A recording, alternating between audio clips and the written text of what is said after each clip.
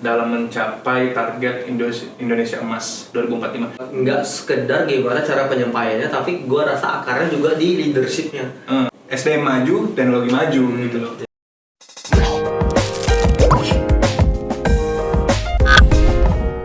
Halo semuanya, selamat pagi, selamat siang, selamat sore, dan selamat malam untuk teman-teman yang menyaksikan podcast PPI NSKD.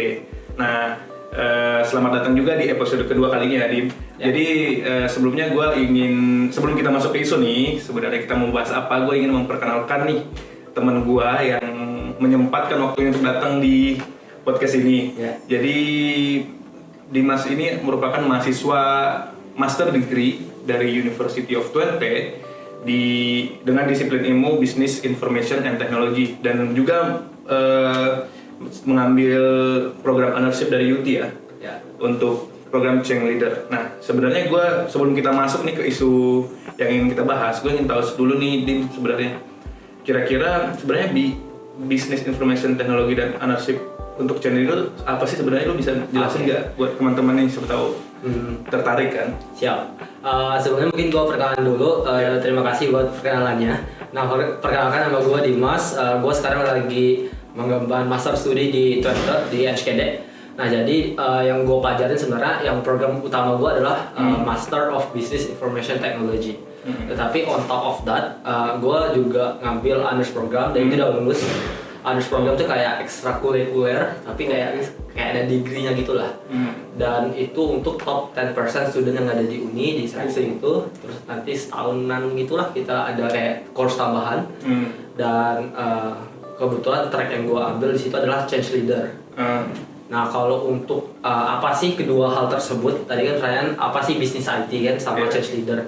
Kalau bisnis IT itu sebenarnya kayak jembatan antara bisnis sama teknologi. Karena mereka masing-masing kan punya bahasa tersendiri kan. Kayak kalau IT kalau ngomong sesamanya kan pakai bahasa alien gitu. Kalau orang-orang kan nggak ngerti kan. Bahkan kalau gue S1 teknik informatika, kalau teman gue yang programmer ngomong, gue tuh kayak ngomong apaan ini gitu. Kan kita kebingungan kan. Nah, yang bisnis juga punya bahasa sendiri. Nah, tugas gue yang di master ini adalah gue sebagai penjembatan antara mereka berdua supaya apa yang dikerjakan IT ini juga mensupport organizational goal di bisnis. Jadi sekarang gue kerja juga kan sebagai konsultan lah. Jadi misal contoh kayak misalnya suatu company gue pengen ada ngecapai supaya gue profitnya melalui ini.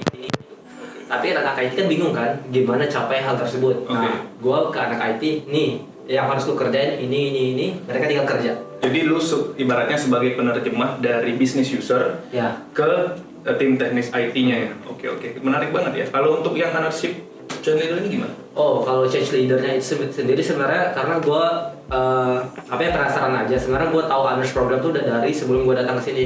Kayak kelihatan keren gitu kan, kayak anak-anak keren yang masuk honors. Dan gue itu ternyata kalau di sini ada 3 track gitu. Ada 1 track Change Leader yang gue sekarang lagi ambil, udah lulus. Yang kedua ada writing gitu, yang untuk research. Yang ketiga ada environmental. Nah, yang gue ngerasa relate banget sama gue yang Change Leader itu adalah gimana dia melatih sebuah pemimpin tuh, seorang pemimpin bisa nge-lead sebuah perubahan. Karena kan kita sebagai organisasi kita nggak bisa mengelakkan sebuah perubahan kan, selalu ada perubahan setiap harinya. Gimana pemimpin bisa memimpin hal tersebut ke arah yang lebih baik? Kan ada perubahan ke yang lebih baik sama perubahan yang lebih buruk kan. Nah, perubahan seperti apa yang kita bawa gitu. Iya, tentu ya, harusnya sih lebih baik ya. Nah, pas banget nih, sebenarnya sih gue di isu yang ingin gue angkat itu tentang perubahan juga, dan tentang adalah hubungannya dengan business information and technology juga. Jadi isu yang ingin kita bahas untuk episode yang kedua ini itu tentang transformasi digital untuk Indonesia Emas 2045. Jadi beberapa kali ya pemerintah itu di dalam pidatonya, mulai dari menteri, presiden sekalipun itu mendorong transformasi digital untuk mencapai Indonesia Emas 2045. Nah, visi ini sebenarnya mencakup beberapa aspek, yaitu pembangunan nasional. Yang kedua itu ya termasuklah kayak pembangunan ekonomi, kemajuan sosial, kemandirian dari berbagai sektor. Nah, transformasi digital ini bertujuan untuk menciptakan Indonesia lebih maju, efisien, berdaya saing nih. Karena memang untuk kita di Indonesia sebagai negara dunia ketiga ya, memang harus banyaklah tantangan. Kalau apalagi kita ngomongin masalah teknologi ya. Jadi nanti kita akan coba elaborasi lebih lanjut lagi nih setelah ini. Nah, gue juga ingin mengutip pidato presiden juga yang pada tahun 2021 itu di Istana Negara dalam pembukaan Hannover Messes. Itu menekankan industri 4.0 dan bagaimana kita bisa meningkatkan sumber daya manusia kita tuh lebih paham, familiar dengan digitalisasi itu Jadi itu sih sebenarnya. Nah, sebelum itu sebenarnya gue ingin tahu nih, tadi lu sempat juga ngomong kan sempat kerja juga di sini ya. Gue ingin tahu sih sebenarnya apakah ada konteks umum yang bisa menggambarkan disiplin ilmu BIT lu ini dalam konteks Eropa nih. Kita ngomongin dulu Eropa ya, karena memang kita sedang kuliah di Eropa ya, di Belanda, khususnya di Belanda lah. Itu gimana sih sebenarnya gambaran umum tentang digitalisasi di sini? Ya. Ya. Oke, nah jadi sebenarnya penjelasannya kan lumayan panjang tuh introduction-nya. Jadi kayak ada tentang digital transformation, ada industry 4.0. Tapi mungkin gue jawab dulu yang kayak gimana pengalaman gue kerja di sini kan, biar kegambar. Nah kalau selama gue kerja di sini, gue tuh sebagai solution engineering. Nah itu kan mungkin kayak apaan solution engineering kan? Jadi kurang lebih kayak konsultan bisnis IT lah. Tapi in depth adalah gimana gue tuh pas di sini, gue tuh bakal dikasih beberapa klien dan klien itu punya permasalahan bisnis tertentu. Jadi kayak I have this several like requirements or goals yang mereka mau achieve dan dia bakal paparin tuh kayak beberapa kondisi bisnisnya sekarang. Nah, as enterprise architects, kalau dibilang tuh kalau di sini enterprise architect ya kayak arsitektur bisnis. Jadi kita tuh bakal ngepetain semua yang terjadi sekarang. Misal contoh kondisi mereka sekarang seperti ini, terus kita bakal buat arsitek targetnya. Misalnya itu tercapai, target-target mereka tercapai, seperti apa ya? Nah, di tengah-tengahnya kita akan buat migration planning. Jadi kita akan ngebuat gimana supaya mereka bisa capai target arsitektur yang mereka pengen. Itu bakal involve dari segi bisnisnya, dari segi teknologinya, dan dari segi proses semuanya bakal kita aturin secara holistik. Nah seperti itulah kurang lebih gimana cara gue kerja di Eropa. Nah untuk pengalaman apa bedanya sama Eropa dan Indonesia, gue rasa untuk disiplin enterprise architecture itu masih minim lah untuk dipelajari di Indonesia. Karena gue belum nemuin beberapa kuliah yang memang ngedalamin enterprise architecture sendiri. Mungkin di Jawa ada beberapa, tetapi mungkin belum ngetren aja. Karena di Eropa sendiri aja beberapa profesor gue mereka bilang ini ilmu yang baru juga. Jadi kalau kita mau implementasi ke benua-benua lain memang agak kesulitan karena gimana cara kita ngebawa suatu perubahan agak susah kan. Nah ini gue rasa sangat efisien dan juga sangat bagus lah kalau kita implementasi karena kita tuh nggak sekedar kayak kalau ada teknologi baru di sebuah perusahaan kita nggak sekedar keren teknologinya baru segala macam ini pasti bakal menyelesaikan masalah kita, tetapi they don't really like take a look at the details karena kan banyak hal yang mempengaruhi sebuah teknologi untuk bisa diintroduce ke sebuah organisasi gitu. Nah butuh planning yang sangat panjang. Kayak gimana lu membuat rumah aja lah, kan harus ada arsiteknya kan, biar itu well prepared. Nah kalau nggak ada arsiteknya kan bakal kemana-mana kan gitu. Jadi ini kayak bagaimana mengkolaborasikan bisnis arsitek dan IT arsitek gitu ya jadinya. Jadi biar integrasi. Align ya. Ya soalnya gue juga punya pengalaman kerja di bidang IT konsultan ya. Jadi ya memang gue involve-nya di IT technical untuk arsitekturnya. Cuma memang gue belum pernah dengar juga bagaimana prosesnya lebih holistik melihat kondisi organisasi perusahaan itu sendiri. Karena kan untuk proses migrasi, migrasi teknologi aja ya, untuk back end itu perlu effort yang lumayan besar. Ya itu capek banget. Kalau misalnya nggak ada arsitektur yang bagus, kita bahkan bisa hapus dari nol. Jadi karena kita bakal kita buang aja yang dulu, langsung kita buat yang baru. Karena kalau kita benerin yang dulu, effortnya bakal lebih banyak daripada kita beli baru gitu. Jadi rata-rata orang tuh bakal beli baru dan yang lama tuh ditinggalin. Nah itulah dampak negatif kalau kita nggak ada arsitektur gitu. Iya, itu sih. Ya itu yang gue lakuin sih dulu. Oh iya, Jadi yang dulu susah kan? dieliminasi yang kita mau migrasiin jadi agak susah banget gitu. Lumayan berdarah-darah juga sih dulu. Kayak ya sih Kak, ya oke, kita kembali ke konteks untuk industri 4.0 ya. Jadi menurut lo sendiri nih bagaimana sih memandang Indonesia dari segi industri 4.0 yang digadang-gadang ya sama pemerintah? Ya mungkin kita bisa tarik ulur ke awal kali ya. Jadi kita tahu sebenarnya industri 4.0 itu apa? Kan di awal-awal ada web 1.0 kan awalnya kan. Kalau 1.0 kan adalah saat dimana kita gunakan teknologi untuk cuman kirim email, untuk kayak pertukaran informasi lah. Terus ada web 2.0 itu pas kita udah menggunakan teknologi untuk sosial media, ada interaksi keduanya, kayak ada Facebook dan lain-lain. Terus web 3.0 adalah dimana kita pakai udah banyak teknologi yang advance.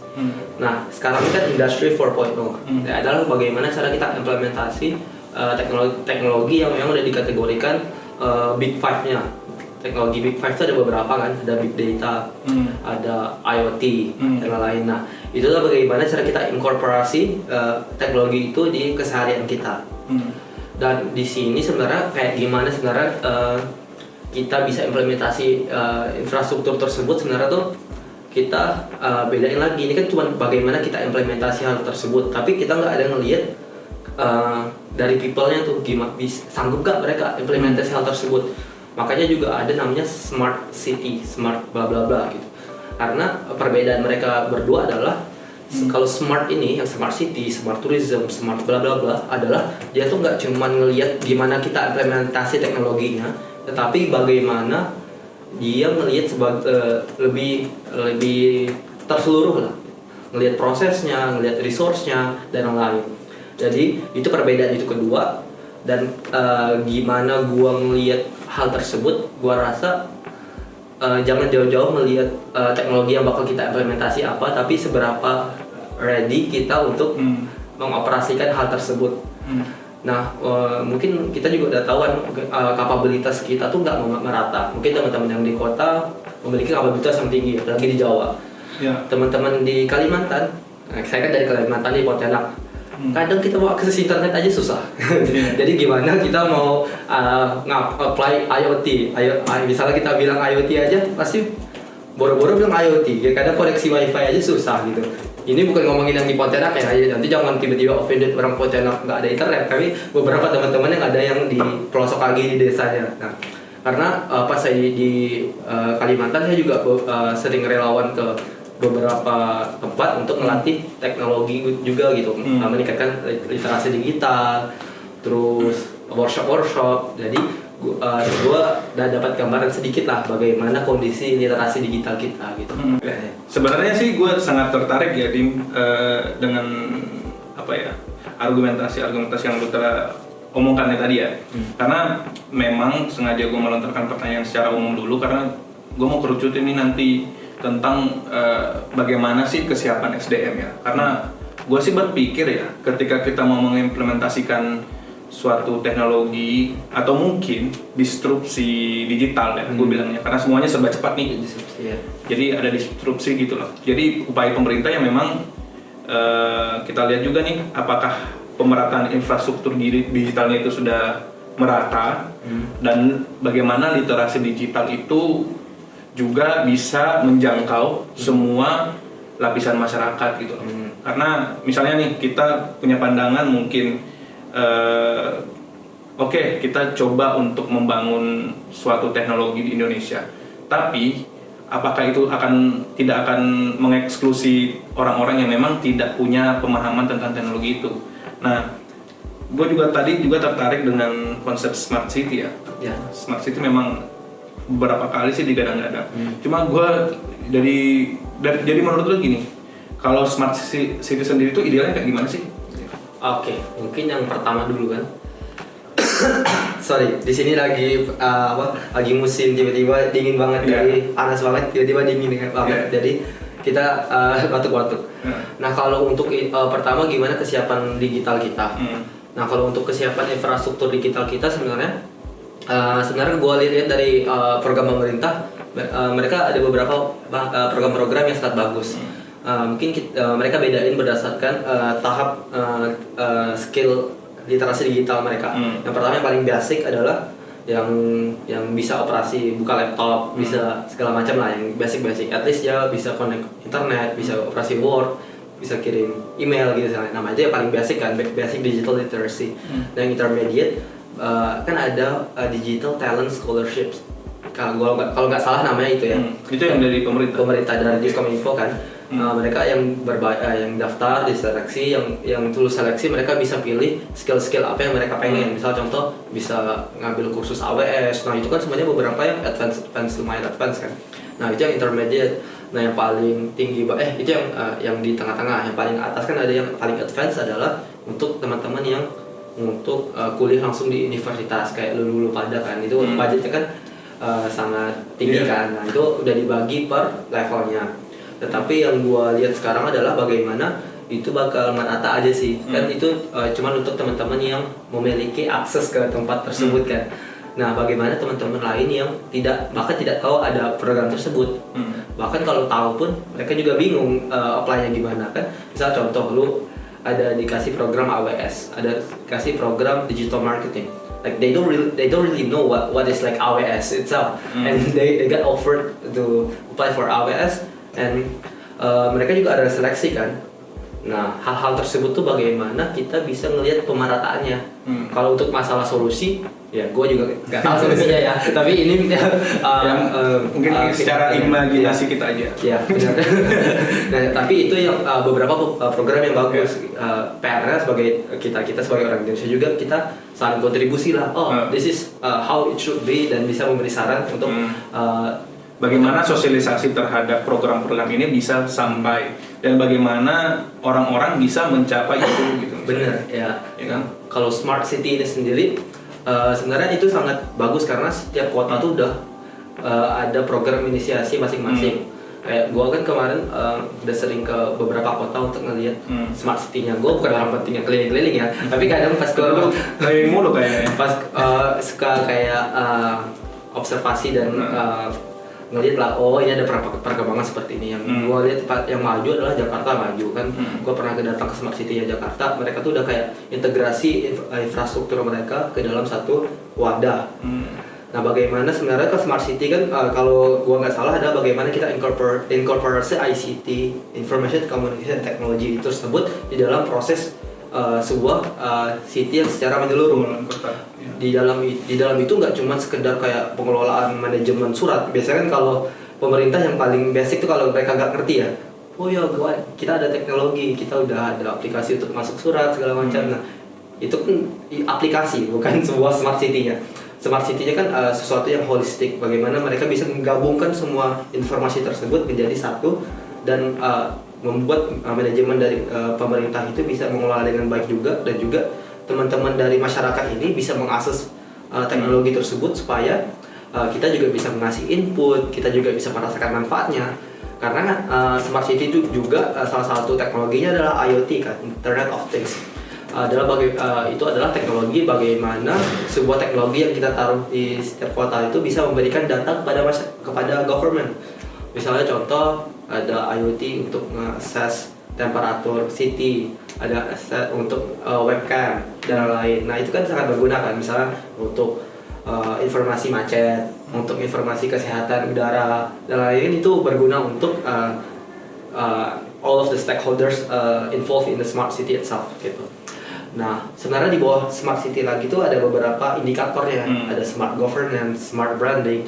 Nah smart ini sebenarnya kalau di dalam literatur tuh banyak, tapi kadang tuh dipakainya beda-beda aja. Misal contoh kalau di sini kita pakai kalau di Eropa namanya smart tourism, tapi kalau di Indonesia kita nggak ada namanya smart tourism. Mungkin ada, tapi kalau di kota gua namanya smart branding. Cuman yang dikerjain sama, kadang beda-beda aja kan, wajar. Gitu ya. Jadi ya gue ya bagus ya, gimana ya, cukup banyak ya informasi yang kita dapat dari Dimas ya. Gue juga sampai bingung mau ngomong apa. Tapi yang beberapa yang gue bisa tangkap tadi mengenai SDM juga yang lu tekankan tentang pemerataan ya. Karena dalam suatu teori sebenarnya ya sempat gue omongin juga kemarin di podcast sebelumnya kalau nggak salah ya. Gue berbicara masalah bagaimana kita memastikan proses distribusi dari kebutuhan masyarakat itu kan adil.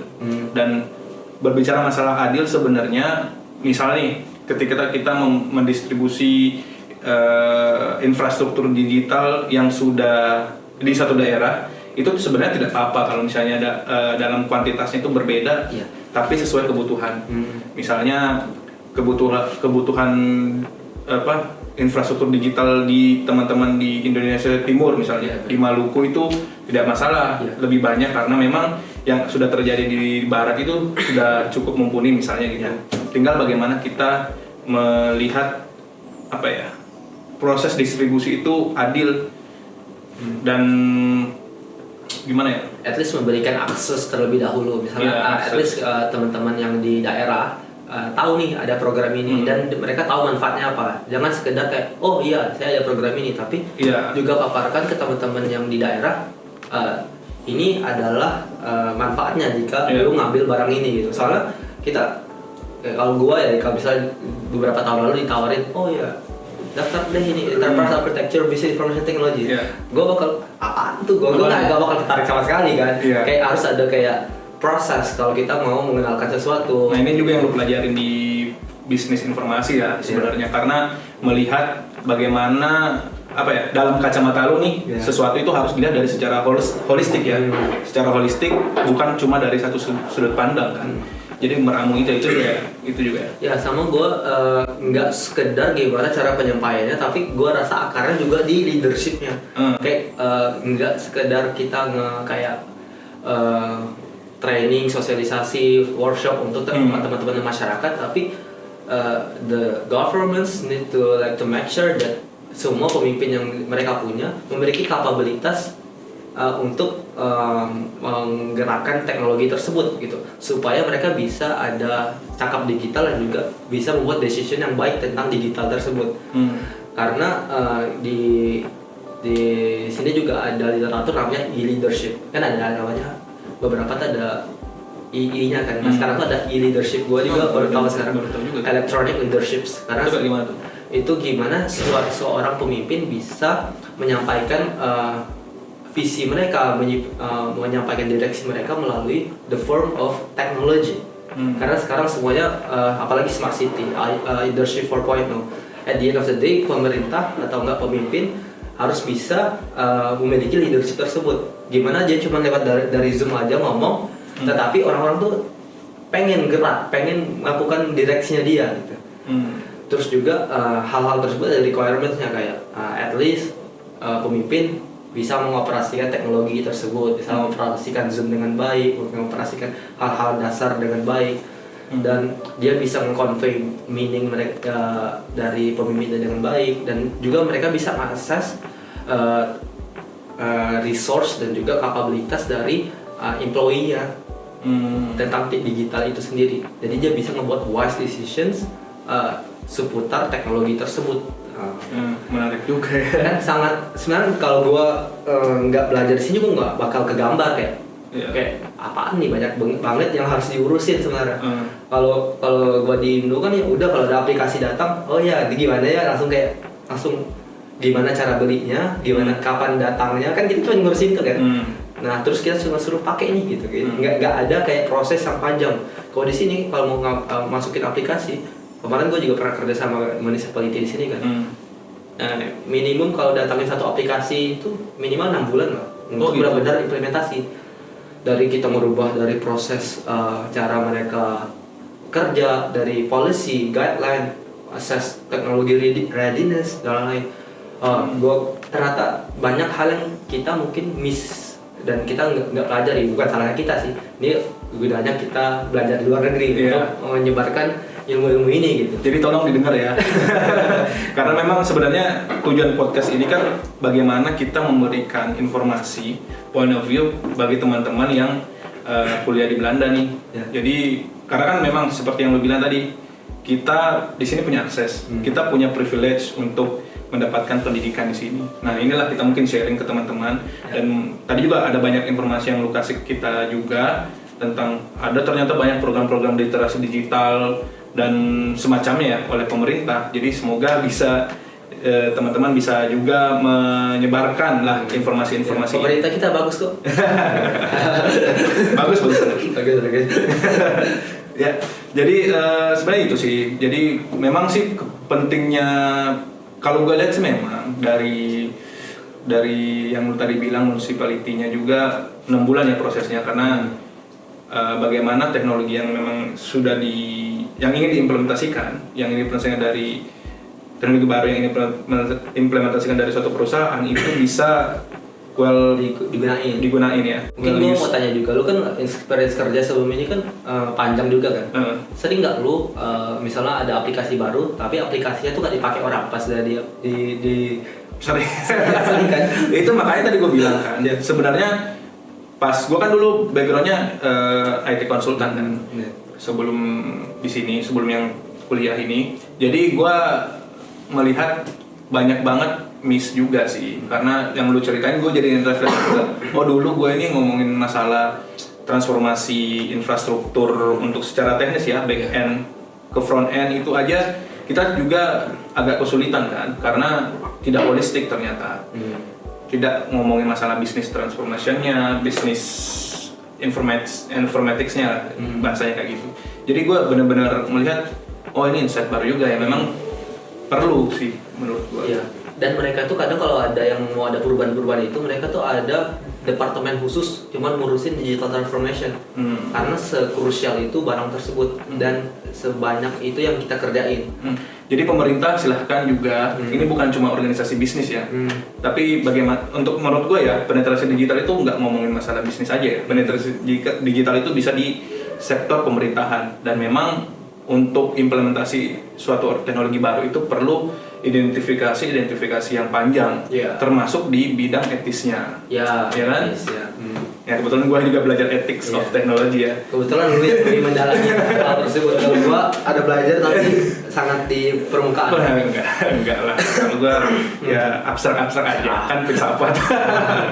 Enggak. Tapi memang perlu banget itu ethics of technology, karena bagaimana kita melihat dampak teknologi ini terhadap organisasi, perusahaan maupun pemerintah, dan juga individu gitu loh. Kalau menurut gue ya, nah sebenarnya gue mau bertanya juga nih, gue udah nyiapin pertanyaan nih sebenarnya Cuma memang ini cair banget sih. Cuma tadi kita udah ngomongin masalah tentang SDM ya, yang kita bilang ternyata memang perlu pemerataan. Terus bagaimana distribusi kebutuhan-kebutuhan yang terkait dengan digital transformation itu merata ya, distribusinya adil gitu loh. Dan di sini balik lagi yang mungkin dari background lu sebagai bisnis informasi dan teknologi, sebenarnya menurut lu sendiri apakah transformasi digital dari segi bisnis nih itu bisa menjadi pendorong utama nggak dalam mencapai target Indonesia Emas 2045? Ini kita mengawang-awang ya, ketika misalnya semua SDM ini udah bisa lah untuk mencapai literasi digital yang baik. Kalau ini dari perspektif gue aja ya. Kalau gue ngerasa iya, soalnya kalau kita nggak punya kapabilitas digital yang cakep, kita tuh nggak bakal bisa bersaing dengan teman-teman yang di Eropa ataupun di negara lain lah.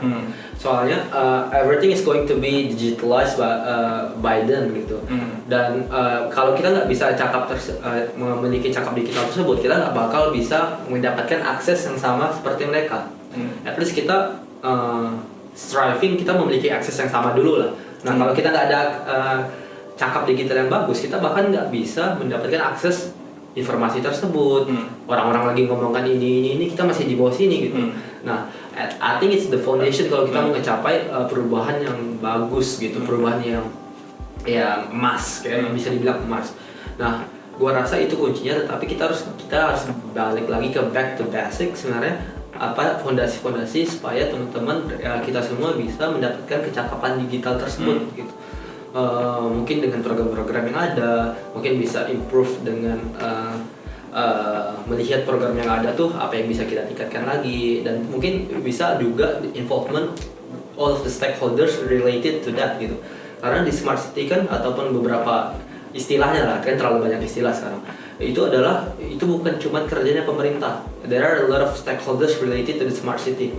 Dari misalnya contoh kalau kita ngomongin smart tourism, kebetulan kan gue fokus di sini pariwisata. There are a lot of the stakeholders related. Ada dari travel company-nya sendiri, dari private agency, dari pemerintah, dari institusi pendidikan, dan masih banyak lagi. Dan kita tuh nggak bisa bilang pemerintah ini, tapi what is your role in that proses gitu? Gimana cara kita bisa kontribusi? Yang gue lihat bagus di sini adalah setiap pemerintah Belanda tuh pasti bakal nge-guide universitas untuk ngegali sebenarnya bagaimana mereka bisa improve their decisions. Oleh karena itu sering sekali kita kerjasama dengan pemerintah kan untuk giving them opinion kan, karena mereka butuh orang-orang yang cendekiawan lah yang bisa ngasih insight baru untuk mereka. Nah itu yang rasa gue bisa implementasi di pemerintah kan gitu. Ya kebetulan gue juga baru aja kemarin belajar masalah public analysis ya. Jadi bagaimana sebenarnya evidence yang di-provide oleh saintis dari orang-orang yang dengan disiplin keilmuan yang tertentu itu bisa memberikan saran sebagai pertimbangan lah untuk government dalam memutuskan sesuatu. Jadi memang ada badannya sendiri di sini. Iya. Nah jadi itu juga sih. Jadi hampir setiap mata kuliah kita tuh pasti kerjasama kan, kerjasama sama pemerintah, sama company lah. Gitu ya. Jadi ya itu, dan berarti yang bisa gue tangkap dari ini, gue coba terjemahin aja ya. Ya memang fondasi utama yang perlu sebelum kita ngomong masalah transformasi digital ya, mungkin part of transformasi digital atau industri 4.0, bagaimana kecakapan atau kesiapan dari sumber daya manusia di Indonesia ya bisa berkontribusi ya. Jadi ini kita harus menekankan SDM kita dulu kan. Jadi ketika memang SDM-nya maju, jadi teknologinya maju ya kan. Menurut gua, nah baru kita bisa ngomong masalah transformasi bisnis. Karena percuma kita mau mencoba transformasi bisnis kalau misalnya sumber daya manusianya nggak siap. Sama kayak misalnya gini, gua ambil kasus juga ya. Kayak misalnya kita mau ngomongin isu misalnya pengembangan industri di Indonesia, industri tertentu di Indonesia. Ketika misalnya ada investasi dengan mandatori orang-orang yang ada di negara yang menginvestasikan itu, tapi sumber daya manusia kita belum siap nih untuk transfer knowledge gitu kan. Jadi memang sebelum itu kita harus menyiapkan sumber daya manusia yang mumpuni gitu loh. Contoh kecilnya yang tadi kita sering introduce aplikasi bagus atau aplikasi baru di company kita, tapi nggak ada yang pakai. Nah kalau kita sebagai pemerintah, kita harus lebih siap dong kan, kita ngurusin satu negara kan. Masa iya kita bawa aplikasi mahal-mahal dibeli nggak ada yang pakai gitu. Contohnya proyek apa tuh? Nggak tahu. Aduh, pengen ngomong, ya udah. Yang penting kita berbicara umum aja ya. Pokoknya yang penting kalau misalnya memang kita ingin maju, sebenarnya sumber daya manusianya perlu ditekankan untuk maju terlebih dahulu. Karena kita nggak bakal bisa melalui proses transformasi atau transfer knowledge lah dari negara-negara yang udah maju kalau misalnya SDM kita belum siap, gitu loh. Dan bukan persoalan manusianya itu sendiri, masyarakatnya sendiri. Mungkin ada masyarakat pintar, tapi dia nggak bisa afford kan, nggak dapat aksesnya, nggak bisa afford juga tentang teknologi tersebut, atau pendidikan lah intinya, pendidikan. Dan memang kalau lu bilang memang tadi pemerintah sudah banyak program, berarti memang kita pemerintah juga perlu memberikan sosialisasi yang sampai ke grassroots lebih menyebar ya. Iya benar. Karena contohnya tadi lu bilang juga di Kalimantan mungkin ada teman-teman yang belum bisa atau belum tahu informasi tersebut. Mungkin juga gua kan dari Sulawesi juga belum tahu tentang informasi itu. Pengalaman gue pas kemarin ngelatih teman-teman yang di Indonesia, sebelum gue kesini gue lumayan sering ngelatih startup digital atau enggak UMKM yang mau digital juga.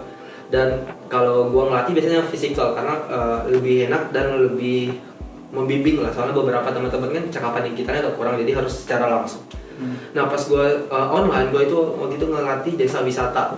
Pas gue suruh masuk link Zoom, mereka masuk link Zoomnya ya susah. Pas sudah masuk link Zoom, mereka tuh Pak internetnya nggak masuk, patah-patah, terus tiba-tiba keluar. Pas gue lagi cerita di tengah keluar masuk, terus nggak ada pelatihan sama sekali. Ya udahlah, batalin aja. Gue sama Dim. Gue dulu beberapa tahun lalu itu gue pernah ngisi workshop. Jadi di dalam suatu perusahaan itu kita mau transformasi aplikasi baru gitu. Jadi gue jadi pengajar gitu loh di situ. Terus gue mencoba untuk menjelaskan fungsionalitas dari aplikasi tersebut ya. Dan pesertanya banyak tuh, tapi pesertanya itu kayak gimana ya? Untuk install bukan install sih. Connect sama wifi, connect sama wifi itu masih nanya gitu loh. Jadi gue yang harusnya schedule-nya itu langsung ngajar gitu, jelasin aplikasi, itu kemakan sama bantuin mereka satu persatu buat connect ke internet gitu. Ini bukan kita permasalahan masyarakat kita, itu merupakan berarti PR sebagai leader, sebagai atasan yang bisa nge-manajemen hal tersebut, berarti kita punya PR yang lebih besar. Bagaimana kita ngefasilitasi semua orang ini bisa mencapai hal tersebut gitu. Itu poinnya ya. Ya makanya tadi gue bilang tetap di tagline-nya SDM maju, teknologi maju gitu loh. Ya, jadi ya dari beberapa insight yang lo kasih ke gue sendiri sih pribadi dan teman-teman mungkin yang nonton ya, cukup berdaging banget sih semuanya. Gue rasa terima kasih banyak nih. Dan memang yang gue highlight selalu itu bagaimana pendekatan teknologi ini ke manusianya gitu loh. Jangan sampai teknologi yang baru itu malah mendominasi manusia, atau yang lebih parah lagi itu mengeksklusi kelompok tertentu gitu loh. Yang itu yang perlu digarisbawahi. Jadi makanya gue seneng banget ketika lo ngomong masalah SDM, yang tadinya sebenarnya gue ingin melihat bagaimana bisnis informasi itu lebih ke dalam industri ya. Ternyata memang gue juga sepakat sih, kita perlu melihat bagaimana kecakapan dari sumber daya manusia di Indonesia ini. Jadi itu terima kasih banyak untuk pendekatan-pendekatan itu. Dan mungkin dari teman-teman ini ya, mungkin teman-teman kalau misalnya ada yang mau ditanyakan silahkan nanti di kolom komentar ya. Jangan lupa like, share, subscribe untuk YouTube PPI NSKD. Terima kasih udah nonton, dan semoga apa yang kita sajikan di sini, apa yang PPI NSKD sajikan itu bermanfaat buat teman-teman untuk nantinya Indonesia lebih baik menuju Indonesia Emas 2045 ya. Siap. Salam perhimpunan. Thank you. See you guys. See you. Like, comment, and subscribe. Bye bye. Pagi, selamat sore, selamat. Ini gue kangkangnya boleh. Gue begini.